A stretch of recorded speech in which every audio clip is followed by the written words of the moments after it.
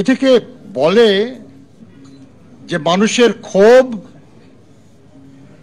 এবং ক্রোধ, এর যে বারুদ, এই বারুদে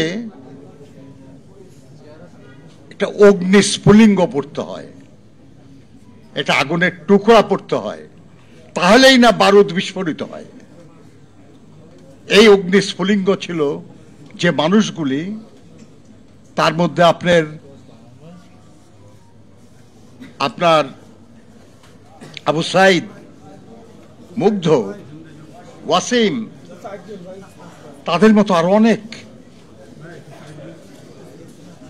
কাজে আজকে আমরা যার সম্পর্কে আলাপ করছি তিনিও ছিলেন ওই রকম একটি অগ্নি স্ফুলিঙ্গ, যে আমাদের চেতনার বারুদে, আমাদের ক্ষোভের বারুদে, আমাদের ক্রোধের বারুদে বিস্ফোরণ ঘটিয়েছিলেন। আর সেই বিস্ফোরণে জ্বলে পুড়ে ছাই হয়ে গেছে প্রায় এক যুগ ধরে ক্ষমতায়, এক দশক ধরে ক্ষমতায় জোর করে চেপে বসা শাসক।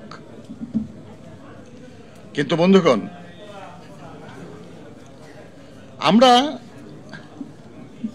লড়াইয়ের জন্য দীর্ঘ প্রস্তুতি নেই। আমরা খুব সাহসিকতার সঙ্গে লড়াই করি, আমরা অনেক ত্যাগ স্বীকার করি,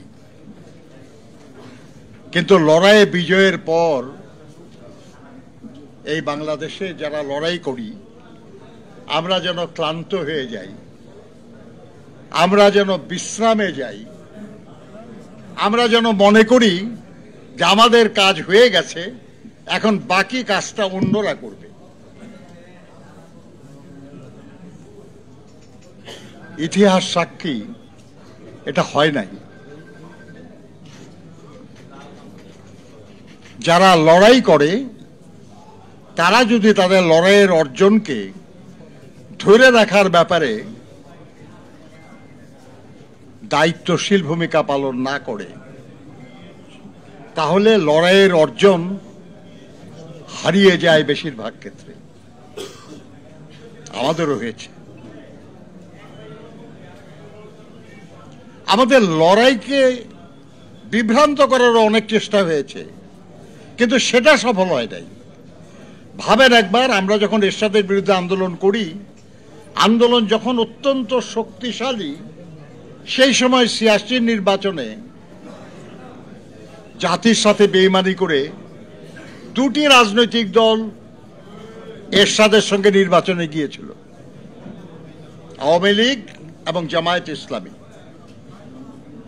খুব ইন্টারেস্টিং একটা পয়েন্ট খেয়াল করবেন, স্বাধীন বাংলাদেশে জামায়াতে ইসলামীর নামে তারা প্রথম নির্বাচনে অংশগ্রহণ করে কিন্তু ১৯৮৬ সালে।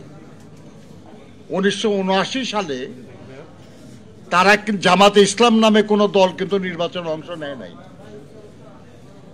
যে দলটির অংশ নিয়েছিল, যে জোটের মতো, সেটা হলো ইসলামিক ডেমোক্রেটিক লীগ, আইডিএল। তার মধ্যে জামাতের লোক ছিল, কিন্তু জামাত বলে তখনও পার্টি নির্বাচনে যায় নাই। তারা প্রথম গেল ১৯৮৬ সালে, যে নির্বাচনে বিএনপি অংশ নেয় নাই, আওয়ামী লীগ অংশ নিয়েছিল। এবং ওই নির্বাচনের যে পার্লামেন্ট, সেই পার্লামেন্ট এরশাদের সামরিক শাসনকে বৈধতা দিয়েছে। ওই পার্লামেন্ট আমাদের জাতীয়করণ অধ্যাদেশ বাতিল করেছে। তারা থাকে না, হয়তো বেড়ে আসছে তারা সংসদ থেকে, কিন্তু তারা যদি না যেত নির্বাচনে, ওই সংসদটাই গঠিত হতো না। অর্থাৎ এরশাদকে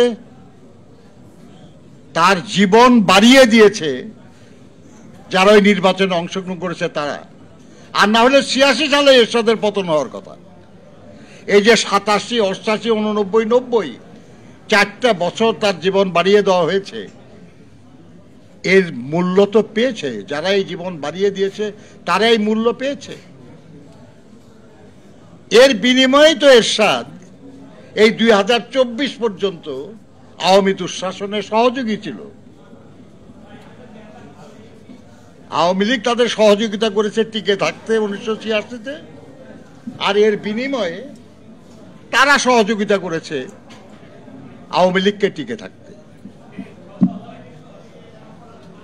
বন্ধুরা আমার, দেখেন মানে কত বড় ক্ষতি হয়েছিল।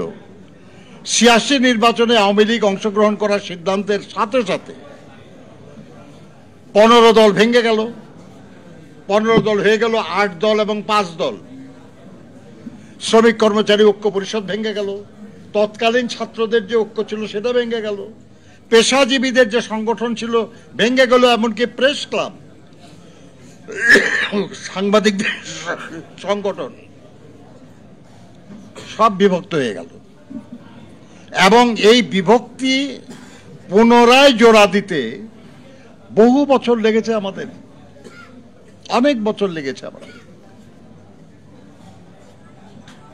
আমি যেটা বলছিলাম আর কি, সেটা হলো লড়াই সংগঠিত করা, গড়ে তোলা খুবই কঠিন কাজ।